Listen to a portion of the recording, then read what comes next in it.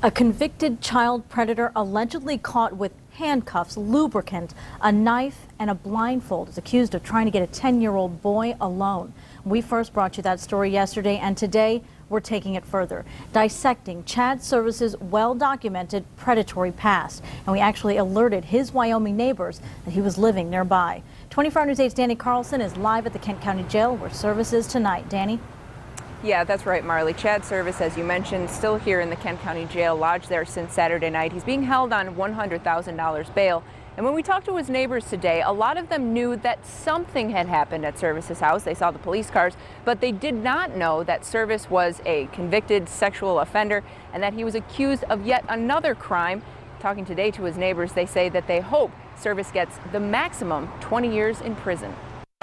You can see from the toys left in the falling rain that when it's a sunny summer day in Chad Servis's neighborhood, it's like a playground full of neighborhood kids like 4-year-old Leilani and 1-year-old Anaya. I don't want a guy like that around my family, my daughters, that really scare me. Juan Negron is their grandfather, one of Servis's neighbors who say they wish they had known a convicted sex offender had moved in just 6 weeks ago. Would you have even thought to question a new neighbor? Hey, are you a sex offender? No, I wouldn't even enter my mind because we never had this problem.